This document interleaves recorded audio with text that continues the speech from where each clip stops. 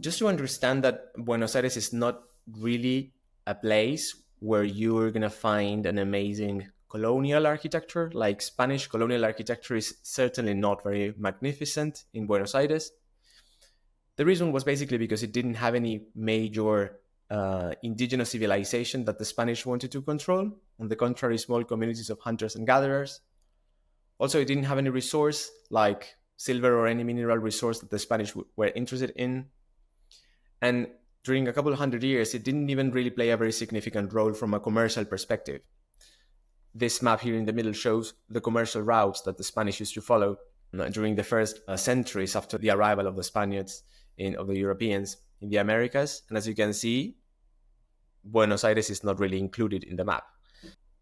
Although today it sounds like a very challenging route, people would actually prefer to use the harbors in the Pacific Ocean. And then when they arrived in the area of modern-day Panama, they needed to cross by land and then use the Pacific coast. Just for you to understand that, like, with no resources, no major civilizations, and without being in the center of an important commercial route until the end of the 18th century, Buenos Aires lived during a couple hundred years in the shades of the Spanish Empire. These are some pictures, some very old daguerreotypes that show, and I mean old because it was like not a lot of time after the photography actually was invented. And they show the very center of the city. This image here on the right is the fort, and these are the surroundings. As you can see, it was not a very beautiful boardwalk with magnificent public buildings, and the life in the city was very humble. Even after independence had been acquired, the cultural activity of the city and the architecture and the urbanism was nothing wonderful. Things changed by the end of the 19th century when, through military campaigns, the central government of Buenos Aires could advance over some territories, which you can see represented here on this map. And that meant for Argentina enlarging very much the surface that they could control and that they could also explode. I mean that they could use the natural resources.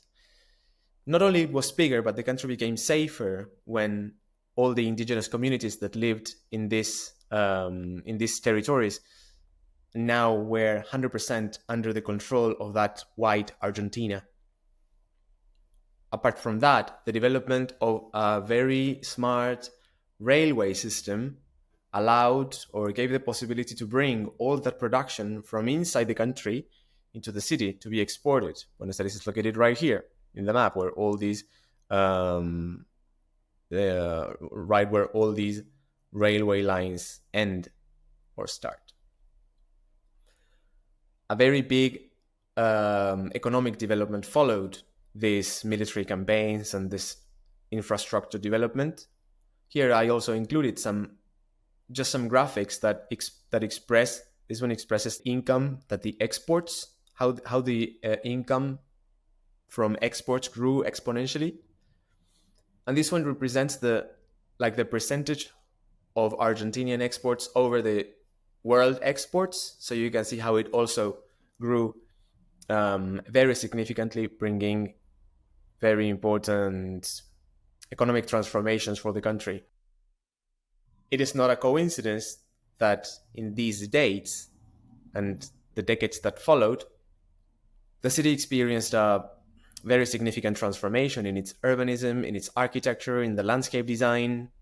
These are some images of the city center area that we're going to cover in a few minutes. And just to give you an idea of the type of city that they were aspiring to. Big European city following the model of the French boulevard that would connect important monuments one to each other, and a very ornate, very elaborate, in some cases very over-the-top design for the facades that created the impression, the feeling of the capital of the world, right? The idea was precisely to get rid of that image, that idea of an old colonial town and replace it by the imaginary of a big European capital. Therefore, the first highlight that I chose is precisely what is called el eje cívico, the civic axis. There is this avenue right here that is indicated in this rectangle, this avenue here. It is called Avenida de Mayo, and it precisely connects the Congressional Palace, which is here, with the Presidential Palace, which is here.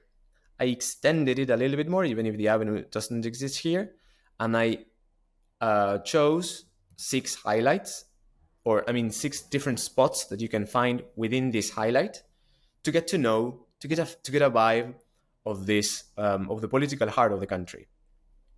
I think this is like a very basic spot, but hopefully this is going to help you to plan your visit.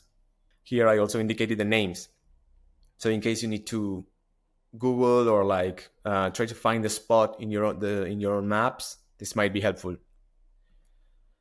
So to start, there's the National Congress, which is in front of another very emblematic cafe, which is called Café del Molino, the Windmill Cafe. And then after you go through the plaza, you're going to find one of the most extravagant buildings in the area, which is El Palacio Barolo, a building that you can also visit. They have their own tours, and if you don't want to take the tour, which is also nice, so you get to see the building. You can also go for coffee there's a terrace in floor number 16. I think it should be somewhere here. I think it's this one here. So you can get to see that very extravagant dome. There's a nice view. It's a nice experience, and I definitely recommend it.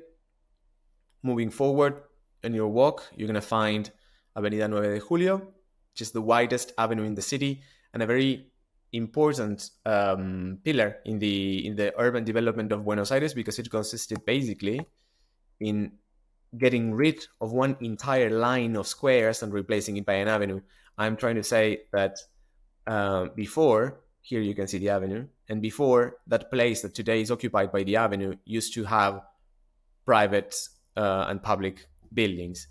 This means that the width of the avenue is exactly the width of one block. There was one street over here and another street over there. And then during the 1930s, with the idea of adapting the city to its modern scale and prepare it for cars and for millions of people, they basically just wiped up everything that was in between those two streets, and they created a massive avenue in the middle of the city center. So the scale is pretty interesting, because you can see quite narrow streets and relatively narrow avenues, and all of a sudden in the middle of the city center, there's this massive avenue that has a totally different scale. I think it's interesting to look at. Then you go on with your walk, and you're going to find the central square, La Plaza de Mayo. The May Square is the name. That one has the Presidential Palace and a couple of interesting museums and sites around. That also might be interesting for you. Then you just need to go on behind the Presidential Palace, and you're going to find this iconic bridge, El Puente de la Mujer. And also, it's interesting to see that right behind the oldest district of town, Buenos Aires has its newest district. It's called Puerto Madero, and essentially all this area used to be the active harbor before. Then, after many decades of being abandoned, in the 1990s, there was a big real estate project to transform this area and incorporate it as part of the city. So lots of developments like the ones you can see in this image, like the appearance of a much more 21st century city, were developed. But still you can find in the district silos, windmills, also these places that used to be warehouses and now were transformed into contemporary apartments or offices. And finally, the last thing that I included as a site that is worth seeing is La Costanera Sur, which is a place where you can take a look at this ecological reserve. If you're interested, you can also get inside it and walk during the day, because at night it's closed. And it's one of the biggest green spaces in the city center. Initially, the idea during the 60s had been to expand the city through landfill, and then that project was abandoned, and basically there's a very big like artificial island that ended up blooming and became an ecological reserve. So it's a very curious place in the city. It looks something like this one in the picture. So in conclusion, first highlight, I think that all of this would be a very good introduction to the city center and to the civic axis, right? That center of the political life in Buenos Aires.